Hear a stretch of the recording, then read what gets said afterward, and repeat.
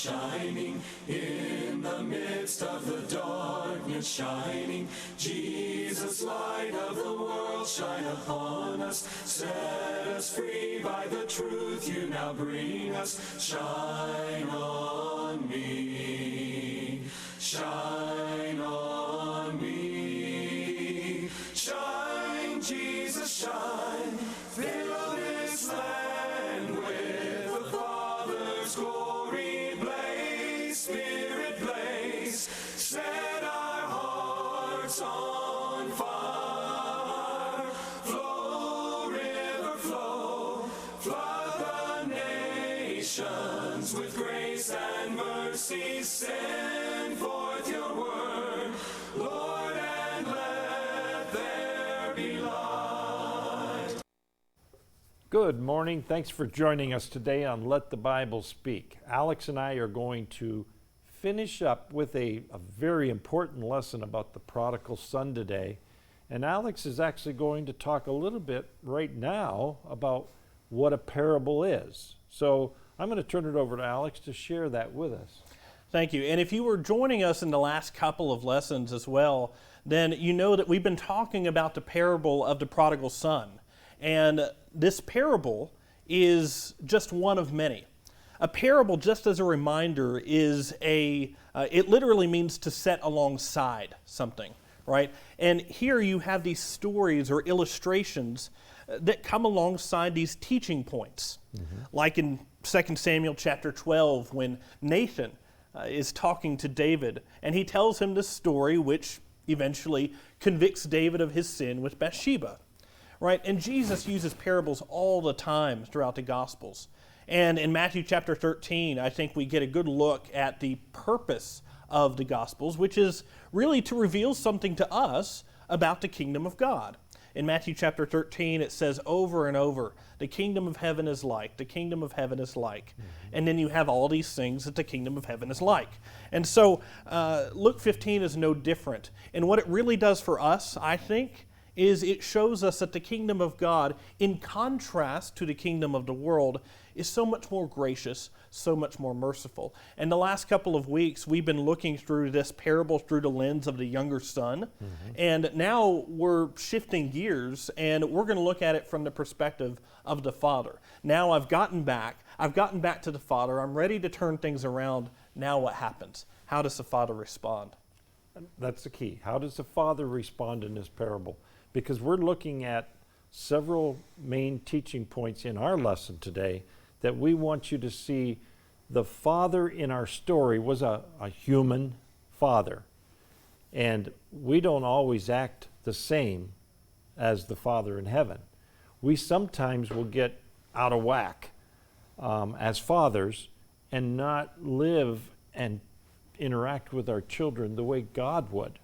So what I want to do is I want to start with talking point one is train up a child in the way he should go, and when he is old, he will not depart from it.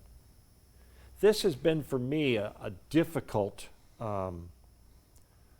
concept, because often children, although they appear to be raised correctly, when they get older, they turn away from what their parents taught them. It seems to happen a lot, and you start seeing it in the later teen years. It happened in my life. I wasn't always on board with the way my dad did things or wanted me to do things, and as a later teen I would flex my muscles and just kind of like do my own thing. So it seems like a little bit too high of an ideal to look at train up a child. In fact, why don't we go there so you're more familiar. I quote it because it's something I've dealt with for many years. But Proverbs 22, written mostly by Solomon. Some of the other Proverbs are written by others, but in chapter 22, verse 6, and when you just take one verse out of the book of Proverbs, it's not necessarily a bad thing, because a lot of them are standalone sayings that are very wise from a teacher who's trying to train others. In verse 6 it says, "Train up a child in the way he should go, and when he is old, he will not depart from it. Now, to be perfectly honest with it, doesn't always happen. So does this mean the Bible's not true? No. Because God also instituted free will. And when someone gets to the point where they have their own will, they can choose to reject anything that has been taught to them. I probably should look at my notes too. It's the concept of discipline. And you know how big I am on discipline. Not with the paddle, corporal punishment, or not with, all the different ways in which we can punish a child. Discipline is a good thing. It sets parameters of what is good and righteous and what is wrong. And that's the training up a child. So we instill discipline while they're young. I believe the father in our story instilled discipline because the son knew the difference between the way he was living and the lifestyle of his father. I think, and I believe the Bible backs this up, positive reinforcement is a part of discipline that is much more effective than negative reinforcement, which is punishment. So when you have opportunity to say, that's good, Alex, I like the way you did that, that's going to help him grow in the way I think he needs to grow, more than if I say, that was really dumb. People don't respond well to negative criticism, but they do respond to positive reinforcement. Now the Lord, Yahweh, this would be the God over all, he trained Israel in the discipline of righteousness. That's what Solomon is referring to in this passage. Train a child in the pathway of righteousness, and when he is old, he will not depart from it. But when he is old, he has his own mind, and if he rejects the righteousness of God, that is on him. So it was Solomon's job to inform Israel of what is righteous and what is not righteous. And I believe the instruction in the parable of the prodigal son is following that same model. The father, we don't have the upbringing of this boy, but we know from the results that he had been taught something better, from both him and the older son, so that he knew where it was when he wanted to come back. So this is the crux of understanding this idea of discipline, is the father did what he was supposed to do when the boy was younger. But the boy got a mind of his own, and he took off. And we did that, of course, last week. So this instruction is so important in any kind of bringing up your children, family structure, the discipline of righteousness. It's a framework in which they can blossom. Right, and the father is showing what is righteous even throughout this whole story, even in his interaction with the older brother. Now, I want us to remember the context here, and I'm going to go back to that point in a second. If you look at the very beginning of Luke 15, you can see the context in which all three of these subsequent parables are told, including the parable of the prodigal son. So in Luke 15, starting in verse 1, it reads, "Now the tax collectors and sinners were all drawing near to hear him, and the Pharisees and the scribes grumbled, saying, 'This man receives sinners and eats with them.'" And that's the context in which the parable of the prodigal son and the other two parables as well, the lost sheep and the lost coin, are all told. So part of the function of this is to say, you know what? These people are included in the kingdom too. They're invited to the table. I've come for them. And all of these repentant sinners, those who are willing to turn their lives around, who come back to me, they can be a part of this, right? But there was another message embedded in this as well. And this is part of that discipline and training in righteousness, which he even demonstrated to the older brother. Because when the son comes back, you see two contrasting responses, right? You have the response of the father on one hand, which is one of grace and one of love, right? And then you have the response of the older brother, which was one of anger and envy. And they're contrasting one another. And the older brother confronts the father, "Why would you let him back? This, my son, was lost and now is found." So he's showing him what the righteous response is. And the Pharisees, finding themselves in the spot of the older brother, are challenged to change their own response to these people coming back to God. In fact, when we were preparing to do this show together, you got to actually spend some time together on it, because you can't be on the same page if you don't talk about it ahead of time. Alex at this point said, there's a song that reminds me of this, "The Gospel is for All." And I remember back when I was probably a teenager when that song was introduced to me, and of one, the Lord has made the race. All different peoples are one in God's sight. And the gospel is for everyone. Even those who have chosen to do something different, he still wants them back. So Jesus' teaching is actually targeted for many different kinds of people. It's targeted for Alex and I. It's targeted for you. It's targeted for the president. This message talks about the Father's love. And that's the first time I think I've said that, but that's what we called this lesson, a Father's love.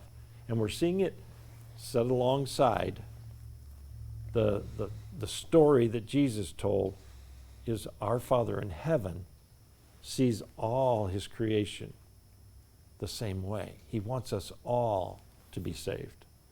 So I want to turn to, we looked at the first two verses of Luke 15. Let's drop down further into the parable.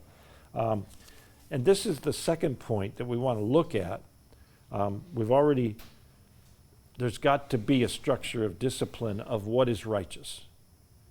Okay, so God has made that possible, and he's asked us as human fathers to set that pattern in our families as well. What is righteous? What is the right way to handle this? Now, in verses 11 and 12, we're going to introduce the idea that when the son wanted to do his own thing, God allowed it, or the father in the story allowed it. The father of the prodigal son did not stop him. And God doesn't stop us when we decide to do our own thing. So it's so important that we understand that doesn't change the Father's love for us, but rather it reminds us there is a place at the table for me. So look at verses 11 and 12. And I believe that this is kind of like in between the lines, but remember, the Father allowed the Son to leave. Verse 11 says, "And he said, there was a man who had 2 sons, and the younger of them said to his father, Father, give me the share of property that is coming to me." Now, there might even been more discussion, but this is a story that Jesus told. What was the father's response when the son says, give me my share of the inheritance? He divided his inheritance. He divided his property between them. So that tells me that there wasn't, you didn't put up this wall and say, there's no way. You leave now and you're no son of mine. No, that wasn't in the story. Because the father in this story was in a framework of righteousness, modeled after our Father in heaven. And this reminds me of something really important that I've heard as well, which is that worship is really only worship if rejection is an option, right? I was actually going to tell last night, this just happened last night, where me and my wife Hannah, we were watching an episode of Star Trek, the original series Star Trek. Oh, okay. And I don't know if you've seen the series or seen this episode, but there was one episode where the crew is trapped in or taken prisoner on this planet, and the people on this planet have this telekinetic ability to move things with their mind, and they can even move people. And the crew at one point was forced into a room, and they did this thing where they pushed down, and it made them bow down to them. Oh my. And if you think about that, well, is that really worship? No.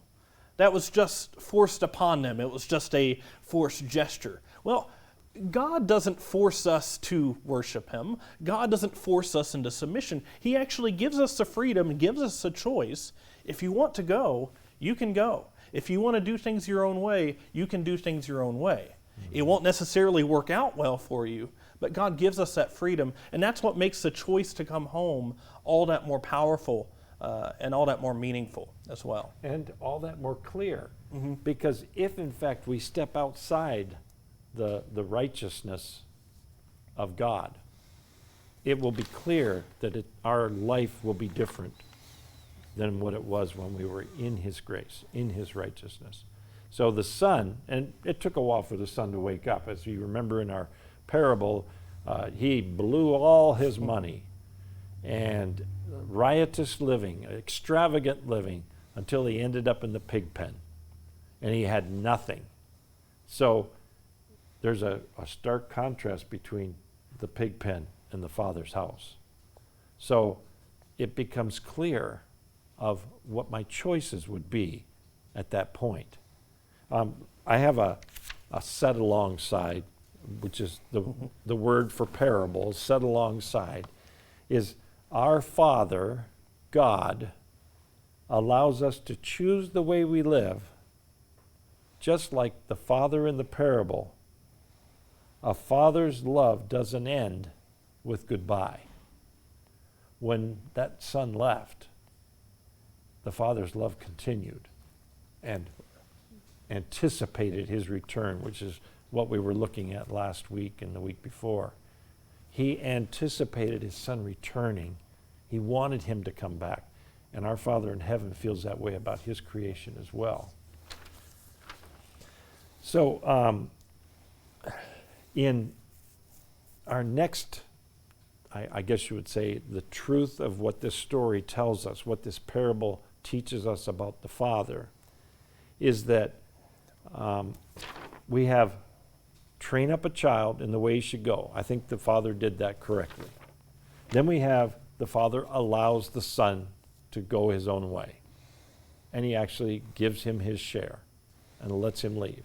Now we're going to look at what happens. What does the Father do? Even though he still loves him, he has no control over the Son's life, or he can't influence it in any way.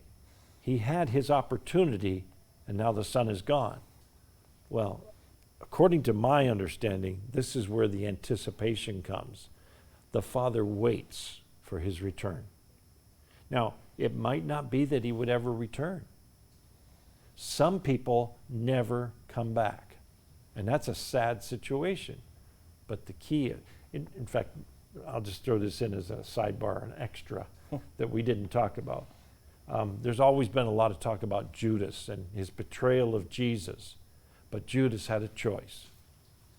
He could have repented and said he was sorry, and actually could have come back to the love of Jesus. But his choice was to end it. It's over. So are you going to live in regret and never come back? Or are you going to say, my Father and what he has, he would be willing to accept me back as a servant. So we all have a choice, even at the bottom of the pit, of whether we're going to stay there or whether we're going to move forward. So I see this as anticipating his return. The Father, and we're looking at Luke 15:31 and 32. I actually scratched that out for some reason. Do you know why I did that, Alex? That was the wrong citation. It was the wrong, I had the wrong scripture. So it was verses 13 through 19 where the Son is doing all of these things, squandering everything. You're right. Until, and this is the whole period that the Father is waiting. So look at verse 13. And I'm just going to refer to it, but you can see it there. The younger son gathered all he had and took the journey. So he's gone off to live in a foreign country. And he squandered, he spent everything. And then in 17, which is one of the key points of our earlier lesson, when we were looking at the son and his perspective, when he came to himself, he realized this is not the way I should be living. He came to himself. All of us have that moment in our lives where I don't think I'm on the right track. I need to make something happen here. This is not what I should be doing. So he said, I will arise and go to my father, and I will say to him, Father, I have sinned against heaven and against you. And he concludes with, just treat me as your servant. I just want to be in the grace, even though I'm not your son because I have totally squandered your inheritance. Just take me back as a servant. So in this point, the father waits for that son to come to himself, to have a moment where he says, I should be back home. And if Proverbs, if he has raised his son right and he can see clearly, train a child in the way he should go, he will not depart from it. Now, he did depart, but he came back. He knew where he needed to come back to. So we need to keep the door open, even in our own lives. We need to model the Father and not put up closed doors or burn bridges, but keep it open that people could return if they so choose. And God is a God who waits. God, we see especially throughout the Old Testament, we see just how patient God is. Mm-hmm. God had established his covenant relationship with the people of Israel, the children of Abraham, Isaac, and Jacob, right? So God had established this relationship, this covenant with them. I will be your God, and you will be my people. Mm-hmm. And this was a two-way relationship. God, of course, was faithful on his part, but the people of Israel kept on departing over and over and over again. They were rebellious. They kept on turning to idols. They kept on ignoring the law that they were supposed to be following. But through this all, you would think, well, God eventually is just going to give them up. And at one point, it actually looked like he would, because he had finally decided, well, you know what? Israel's going to pay for their sin. The northern kingdom of Ephraim, or Israel, would first be punished by the Assyrians, and in the southern kingdom, Judah, they would be punished by the Babylonians. So the Babylonians eventually came in, took the people of Israel into captivity, a captivity that would last about 70 years. And it looked like, well, this is the end. This is it. God has finally given up on the Israelites. But that wasn't the case. Even before this happened, for instance, in Hosea chapter 2, if you'll turn there, in Hosea chapter 2, we know that God never intended to give up on Israel. God was always going to wait on his people. This is in Hosea chapter 2, starting in verse 14. This is using imagery almost like a bride and a bridegroom. Therefore, behold, I will allure her and bring her into the wilderness and speak tenderly to her. And there I will give her vineyards and make the valley of Achor a door of hope. And there she shall answer as in the days of her youth, as at the time when she came out of the land of Egypt. And in that day, declares the Lord, you will call me my husband, and no longer will you call me my Baal. And that whole section extends through verse 20, you can see there. But we really see the amazing example of God's tremendous patience. And it's a pattern of patience and grace and mercy that we see in the Old Testament, and it carries forward, of course, into the New Testament, because God never changes. I haven't mentioned it, I don't think, to Alex, but Hosea is one of my favorite books in the Bible, because it was when a man actually understood how God felt about being rejected. And I look at that and I say, well, that's kind of like a set alongside. It's kind of like a parable, but it was a man's life. And Hosea is a powerful statement in which God then was able to speak through Hosea, who knew what it was like to be rejected, and bring his people back to him. In Romans 5, I'd like to turn there as we look at this idea of waiting. Romans chapter 5, and again, I say this a lot, I know, but it's one of my favorite passages.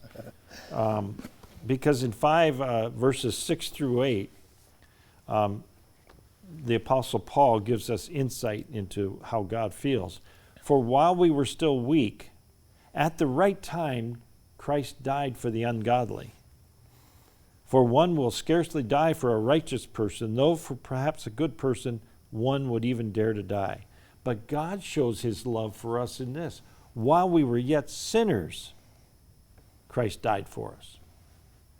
He has the big picture, and he was willing to sacrifice his son in hopes that we would come back home.